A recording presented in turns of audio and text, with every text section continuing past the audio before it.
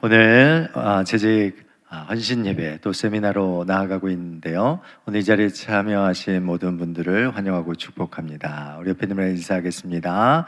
환영하고 축복합니다. 네.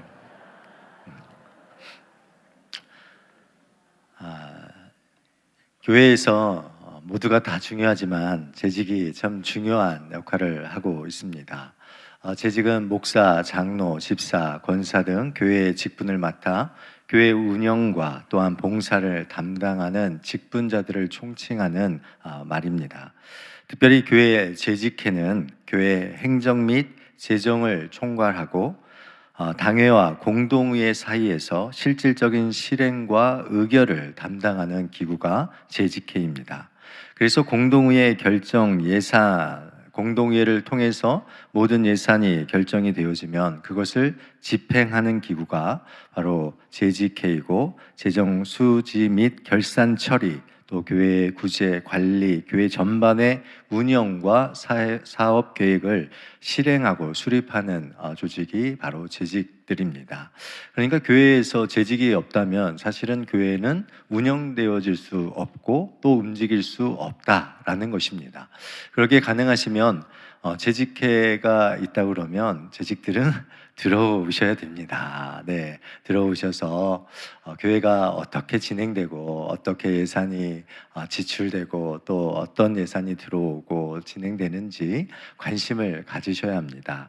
많은 교회들이 재직회에 적게 들어오면 회의가 빨리 끝나니까 좋아하지만 사실은 그거는 긍정적인 모습은 아니죠. 왜냐하면 재직들이 많이 들어오셔서 교회가 어떻게 운영되고 교회가 어떻게 진행되어지는지에 대해서 관심을 갖고 같이 기도하고 또 나아가자 하는 그런 의미가 있기 때문에 그렇습니다. 그렇기 때문에 우리 원당교회 성도님들은 재직들은 재직회의에 더 많이 참석하시기를 바랍니다. 우리 교회에 건강검진을 한다면 우리는 어떤 검진을 받겠습니까? 제가 크리스마스 때 세계의 건강검진권을 그냥 이렇게 티켓으로만 드렸잖아요. 그래서 24일 날 가서 티켓을 받아와서 이제 세 분에게 다 나눠드렸습니다. 이 건강검진을 한다라는 것은 우리의 삶에 지금 나의 상태가 건강한가, 아니면 나의 삶에 뭐가 문제가 있는지, 아니면 또 내가 체크해야 될 영역이 무엇이 있는지를 보게 되어집니다. 우리 교회도 건강검진이 있다면 우리 교회가 1번 건강하다, 2번 약간 아프다, 3번 매우 아프다, 4번 죽어가고 있다. 여러분 어떤 건강검진의 표를 받을 수 있겠습니까?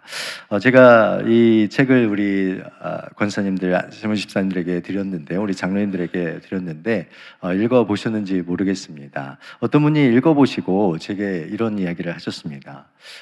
우리 교회 안에 죽어가고 있는 특징이 많은 것 같아요 라고 얘기하셔서 제가 깜짝 놀라가지고 죽어가는 교회만 얘기해서는 안 되겠구나, 살아나는 교회를 같이 이야기해야 되겠구나. 그래서 제가 오늘 설교 제목이 죽어가는 교회, 살아나는 교회, 이 두 가지, 죽어가는 교회의 특징이 어떤 거고 살아나는 교회의 특징이 어떤 건가를 우리 재직들이 먼저 배우고 또 깨닫고 우리 교회에 있어서 죽어가는 부분들은 어느 부분들이 있는가, 그렇다면 우리가 살려내고 살아나는 그러한 교회는 어떤 교회의 모습인가 라는 것을 우리가 살펴보려고 합니다.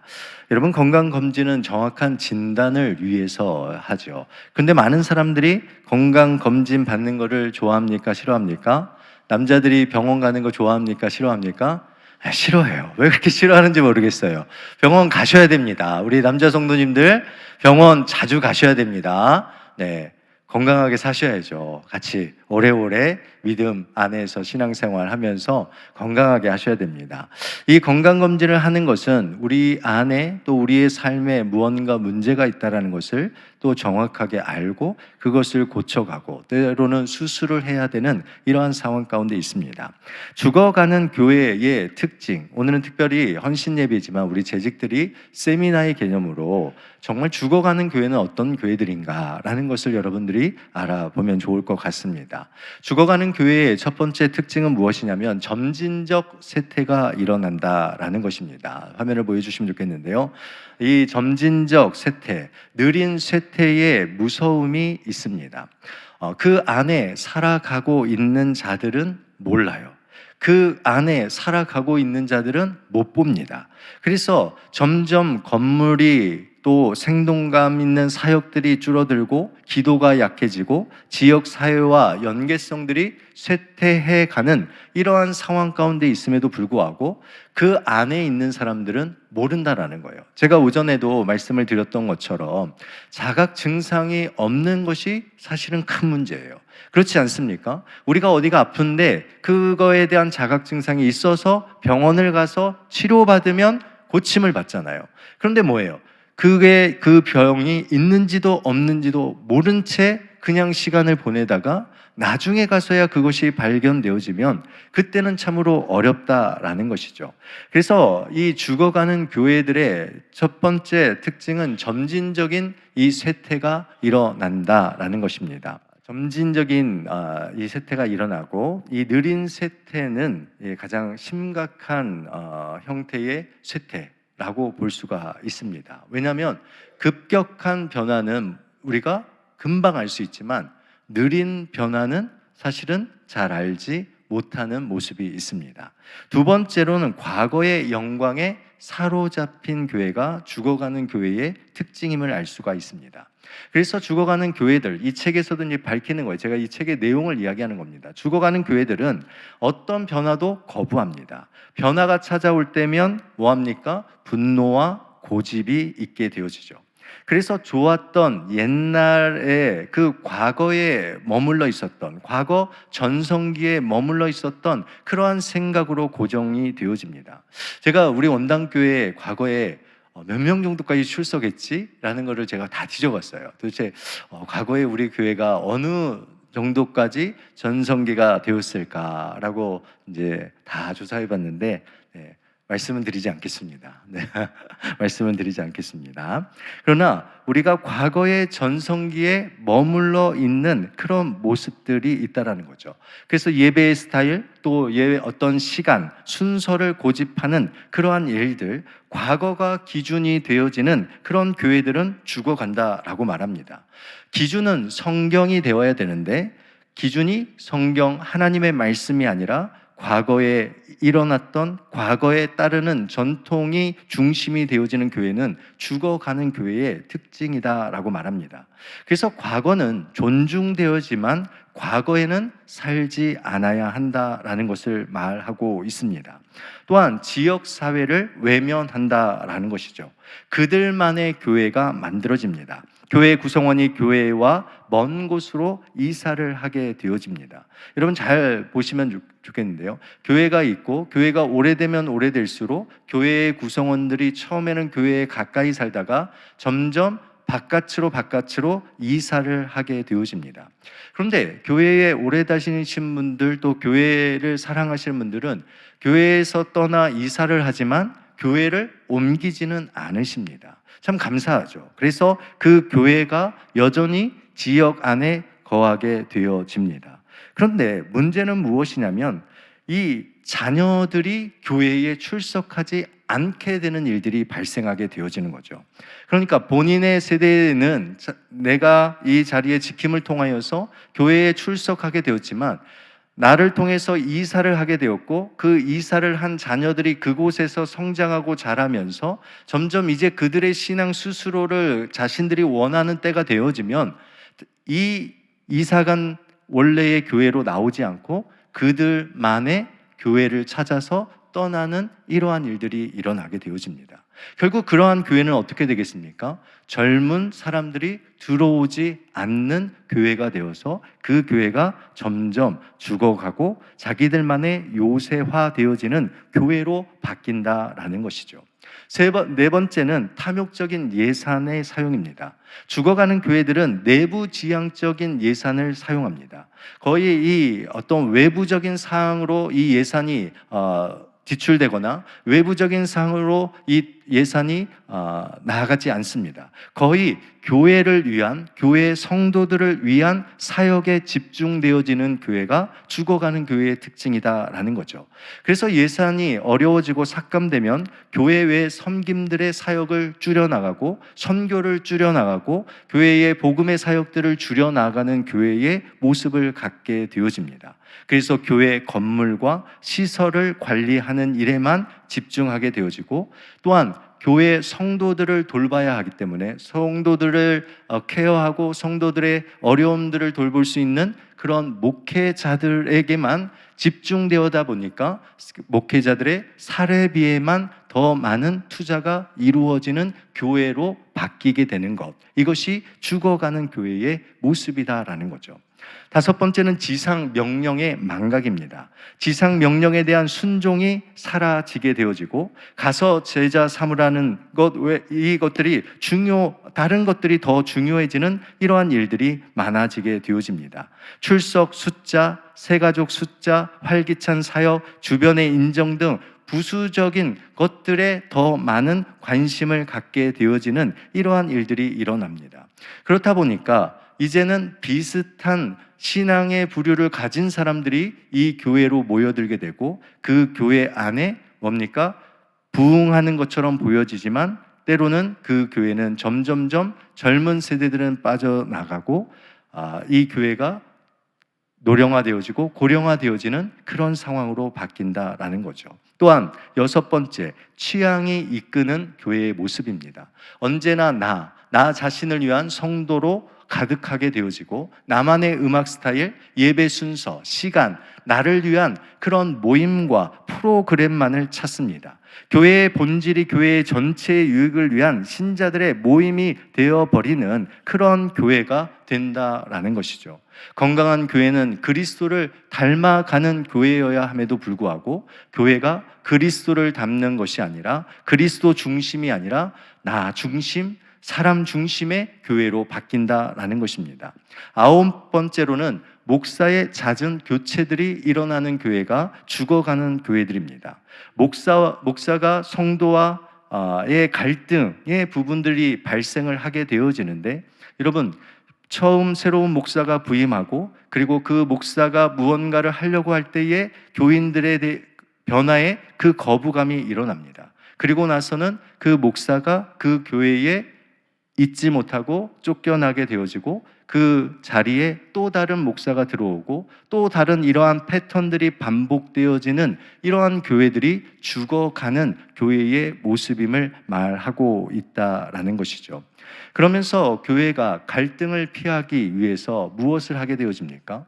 여러분, 목사가 교인들하고 갈등을 피하기 위해서 그 가지고 있는 이 리더십의 부분을 점점점 하나 둘씩 내려놓기 시작하면, 그 목사는 장기적으로는 그 교회 안에서 목회를 할 수 있을지는 모르지만 그 교회는 뭐하고 있다라는 거예요? 점점점 죽어가는 교회의 모습으로 나아갈 수밖에 없다라는 것입니다. 그래서 목사 리더십이 전성기에 이르기 전에 목사들이 교회를 떠나게 되어지는 교회들이 지금 정말로 많습니다.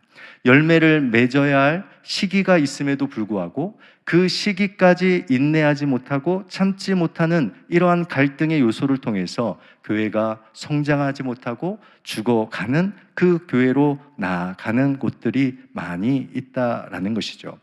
여러분, 그 다음에 우리가 바라봐야 될 것은 중요한 것인데, 기도 생활이 약화되는 교회가 죽어간다라는 것입니다. 거의 기도하지 않는 교회들은 죽어가고 있습니다.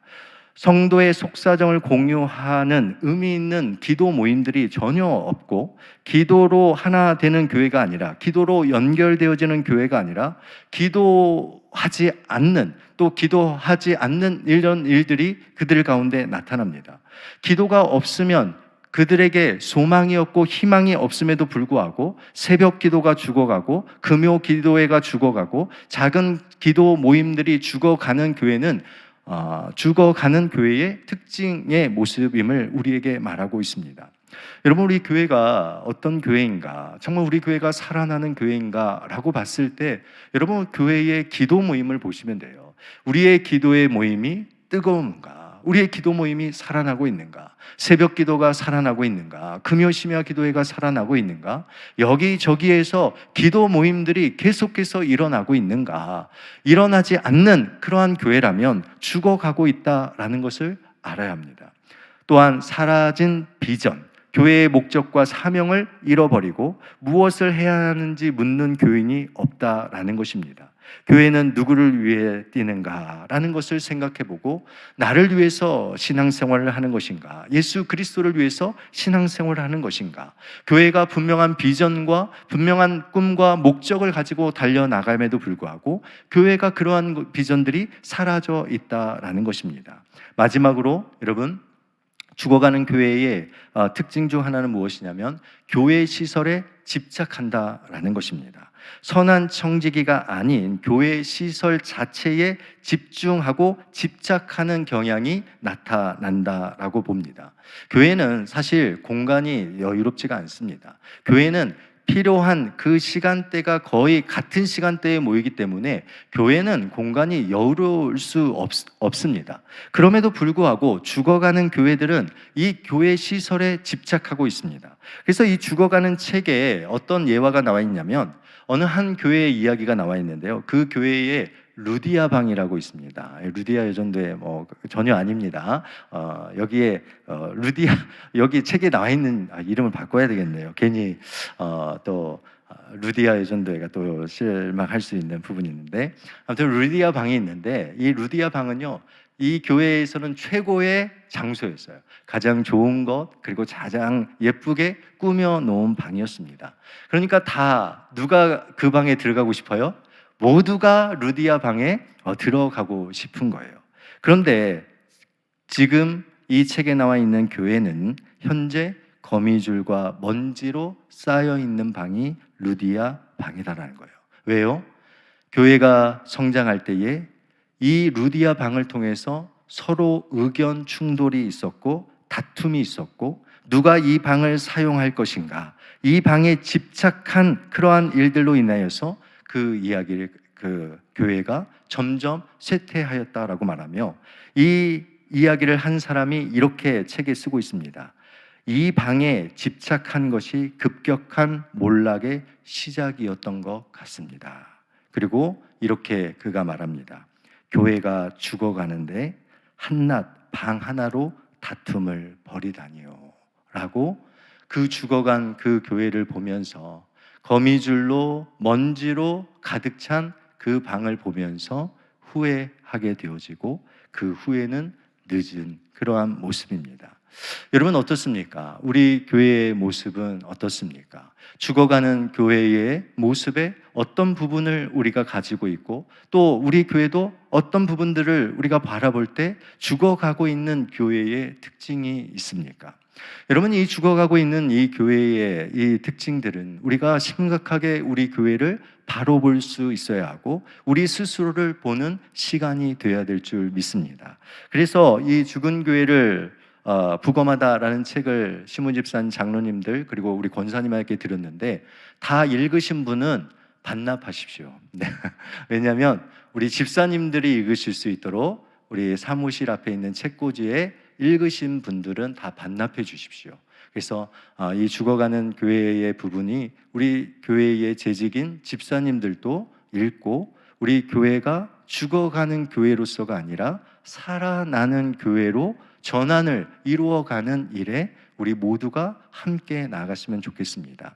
그래서 이 책은 공짜로 드린 게 아니라 공짜로 읽으셨으면 다시 반납하도록, 그래서 우리의 재직들이, 집사님들이 이 책을 같이 읽고 같이 공유하도록 말씀을 드립니다.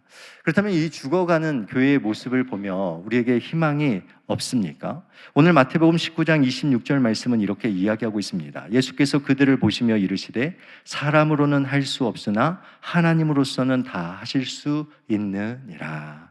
아멘. 죽어가는 영혼도 살리시는 분이 하나님이시고, 죽어가는 교회도 살리실 분이 하나님이시죠.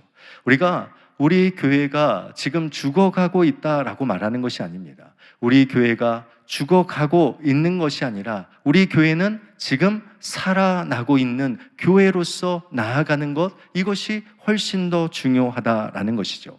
그렇다면 살아나는 교회의 특징, 죽은 교회의 그 특징에 몇 가지가 있다라고 생각하시는 분이 계시는데, 그렇다면 우리 교회는 살아나는 교회의 특징을 도대체 몇 가지를 또 가지고 있을까? 또 이게 궁금하잖아요. 우리 교회가 정말 살아나는 교회로서의 그 방향성을 이루어가는 몇 가지의 이야기를 여러분하고 이제 이어가 보도록 하겠습니다. 살아나는 교회의 특징은요, 첫 번째로 인정과 책임이 있는 교회입니다. 남 탓하지 아니하고 다른 사람들에게 책임을 전가하지 않는 교회가 살아나는 교회입니다. 그래서 많은 교회들을 보면 여러분, 많은 목회자들이 패배의식에 있잖아요. 안 된다라고 얘기합니다. 다른 교회와 비교하고 어떤 예배 형식에 문제가 있다라고 생각하고, 목사에게, 교단에게, 지역 사회에게, 또한 인구 통계와 저출산과 고령화의 이런 문제로 인해서 우리 교회가 성장하지 못한다라고 말하는 것이죠. 그러나 남 탓을 하는 교회는 죽어가는 교회입니다. 그러나 살아나는 교회는요, 그 책임의 전가를 다른 자에게 돌리지 아니하고 그 책임을 인정하고 함께 복음을 향하여 전하며 나아가는 것이죠.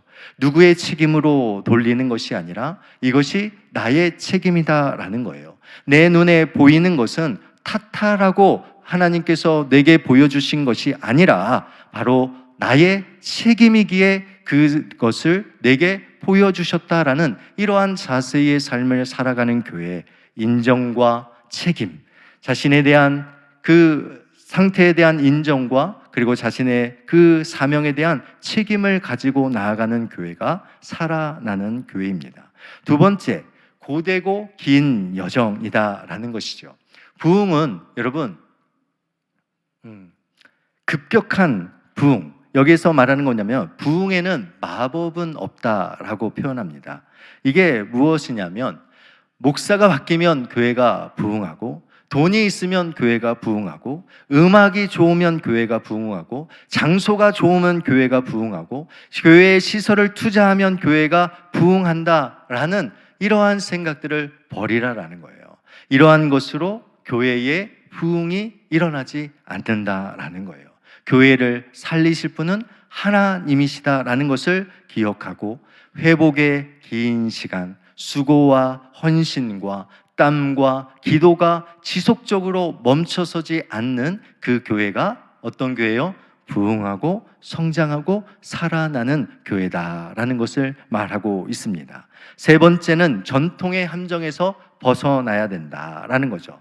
전통을 위한 전통을 내려놓고 낡은 전통의 부분들, 예배의 음악과 형식과 순서와 시간, 또 목사 직분자의 역할과 기능, 어떤 정해져 있는 그 틀에 딱 되어 있는 것에 멈춰서지 말라는 거죠.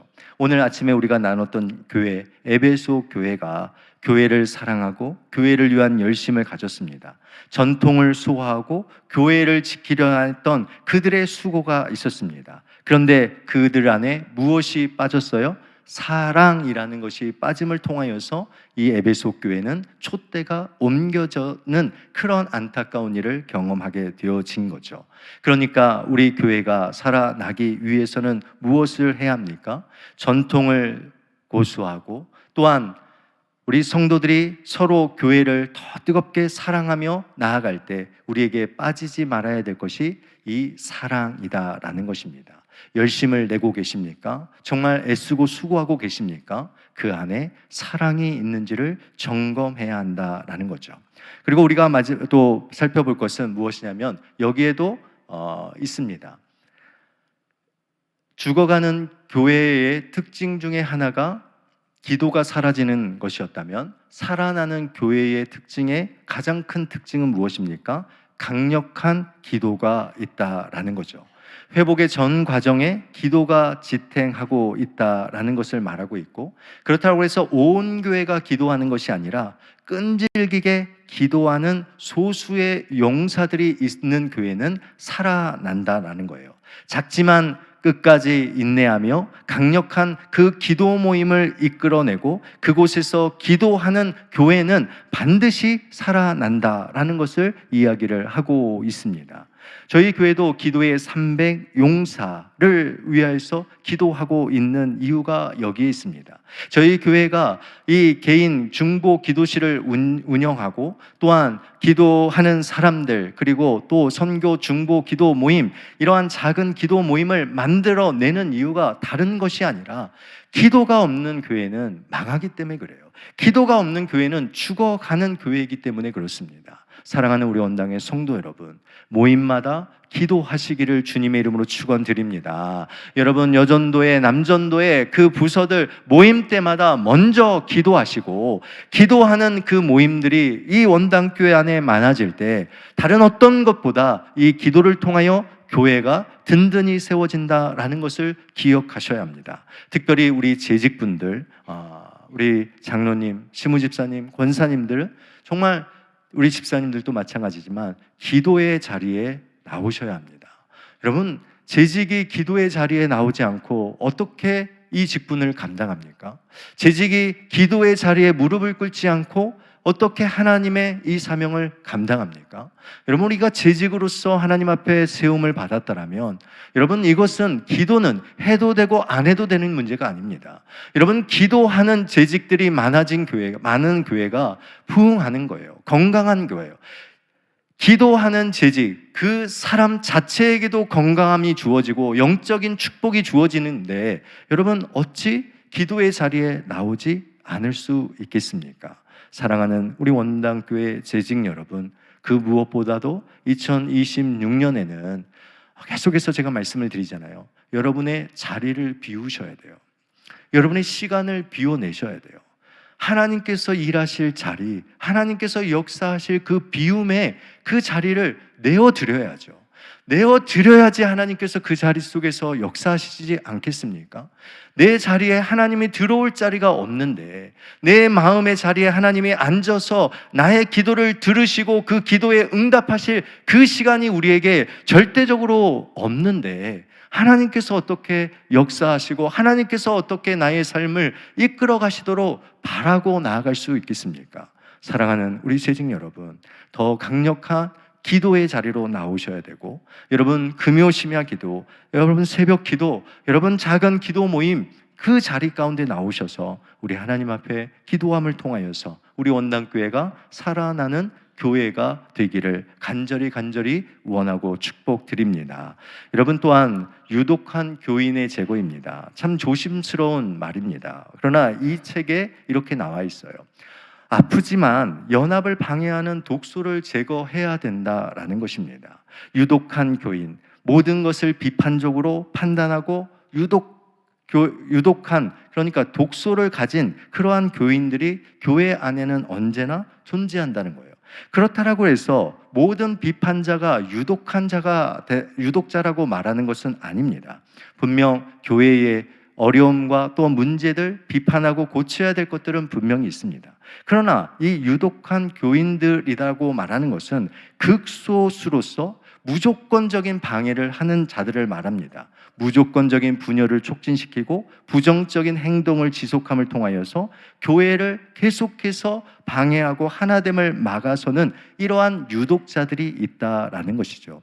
여러분, 한 명의 유독자만, 강한 한 명의 유독자만 교회에 있어도요, 여러분 교회가 무너질 수 있다는 것을 여러분 심각하게 우리는 생각해야 보아야 할 것입니다. 여러분, 이러한 일들이 이 교회 안에 있을 때 정말 우리가 반드시 또한 이 사람들과의 기도와 연합 또 함께 따르고 또 그 사람들을 함부로 징계하거나 권징하는 것이 아니라 함께 품고 나아갈 수 있는 이러한 교회의 모습을 가져야 하는 것이죠. 두 가지만 더 이야기하고 말씀을 마치겠습니다. 그 다음은 세신자 교육의 바른 지표 먼저 했는데, 바른 지표를 세워라라는 것입니다. 교회를 평가하는 그러한 평가의 기준이 무엇이냐라는 것입니다.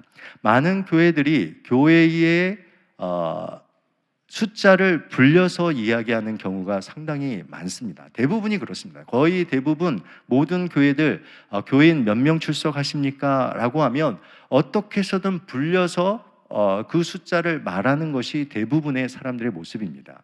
제가 이전 교회에 있었을 때 계산교회였는데요. 제가 행정을 담당했기 때문에 출석 체크 그것을 다 칠판에 기록을 합니다. 3년치가 이렇게 기록이 되어 있고 그것을 기록하는데 담임 목사님이 항상 이야기하는 건 뭐냐면 출석 인원만 기록하라라는 거예요. 그리고 외부적으로 나아가는 모든 공식적인 보고 그리고 인터뷰 모든 것에 그 교회가 가지고 있는 제적이 아니라 출석 그냥 그 주일에 출석한 그 인원의 그 숫자만을 외부로 보내는 이렇게 지침을 내려서 그렇게 했습니다.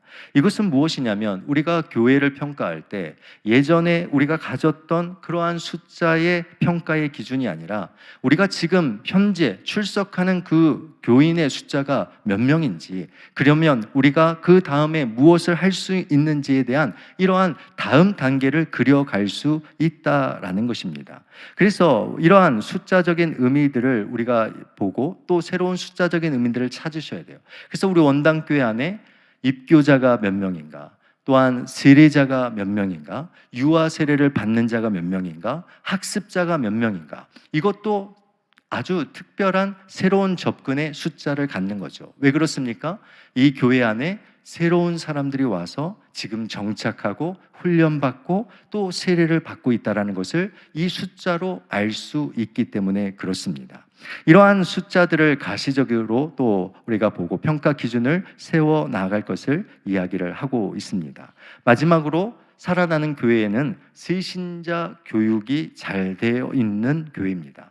소그룹 사역에 동시에 참여한다라는 것은 무엇이냐면 이 새신자들이 이 교회에 와서 적응할 수 있는 세 가지가 있어야 되는데 첫 번째는 정보고 두 번째는 기대사항, 세 번째는 동화입니다. 그러니까 새 가족이 들어왔을 때 그들에게 복음에 대한 진리, 그 교회의 비전에 대한 것들을 가르쳐주고 그 비전들에 대한 특권과 책임이 그들에게 있다는 것을 말해주고 그리고 그 새 신자들이 교회 안으로 구성 안으로 들어와서 함께 소속감을 느낄 수 있는 그 자리로 정착할 수 있도록 해주는 것, 이것이 이 교회 안에 교회가 세워지고 살아나는 그러한 모습을 우리에게 말해주고 있습니다. 이 새신자의 교육이 교회를 살리는 데 있어서 가장 큰 또 하나의 중요한 영역임을 이 책은 우리에게 밝혀주고 있습니다. 사랑하는 원당의 성도 여러분, 여러분은 어떻습니까? 죽어가는 교회의 특징과 살아나는 교회의 특징을 여러분은 두 가지를 보셨습니다.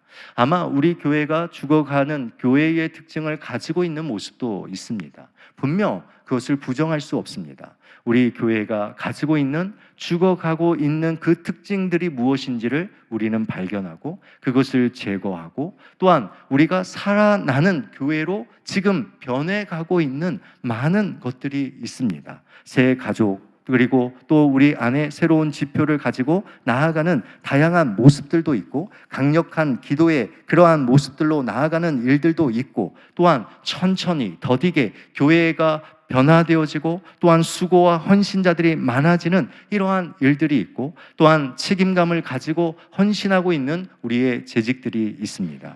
저는 믿습니다. 우리 원당교회가 죽어가는 교회가 아니라 살아나는 교회, 살아나고 있는 점점점 주님이 원하시는 교회의 모습으로 지금 조금씩 더디지만 한 걸음 한 걸음 내딛고 있다라고 저는 믿습니다. 우리 원당교회 사랑하는 성도 여러분, 특별히 우리 재직 여러분, 여러분들이 바로 살아나는 교회로 갈 것인지 죽어가는 교회로 머물 것인지 여러분들이 선택하고 여러분들이 하시는 거예요. 그러나 우리가 이 재직 세미나와 헌신 예배로 모인 이유가 무엇입니까? 우리 원당교회가 100년이 지나더라도 살아있는 교회, 지역 안에 정말 하나님이 기뻐하시는 그 교회로 나아가는 복된 교회가 되어야 될 줄 믿습니다. 우리 원당교회 살아나는 교회입니까? 죽어가는 교회입니까? 살아나는 교회입니다. 살아 숨쉬는 교회의 모습을 우리가 가지고 있습니다. 그 모습들을 기억하시고 함께 동참해 주시고 우리 재직 여러분들 함께 마음을 모아주시기를 간절히 주님의 이름으로 축복드립니다. 기도하겠습니다. 하나님 아버지, 참으로 감사합니다. 우리 원당교회를 사랑하시고 살아나는 교회로서 우리가 지금 믿음의 이 귀한 발걸음을 내디뎌 가고 있습니다. 하나님, 우리 원당교회가 더욱더 살아나고 지역사회를 살리고 죽어가는 영혼을 살리는 교회가 되게 하여 주시옵소서. 우리 원당교회가 100년을 바라보며 하나님, 이곳에 다음 세대들이 세워져 가고 다음 세대의 우리의 자녀들이, 우리의 손주 손녀들이 마음껏 우리 하나님을 찬양하며 예배하는 복된 교회로 나아갈 수 있도록 우리의 기성세대들이 먼저 깨어 기도하게 하여 주시옵시고, 먼저 이 모든 책임이 다른 사람의 탓이 아니라 나의 책임을 알게 하셔서 하나님, 이 책임감을 가지고 올 한 해 정말 재직으로서 그 부르심의 그 자리 가운데 사명을 감당하며 나아가는 우리 모두가 되게 하여 주시옵소서. 예수 그리스도의 이름으로 감사하며 기도드리옵나이다. 아멘.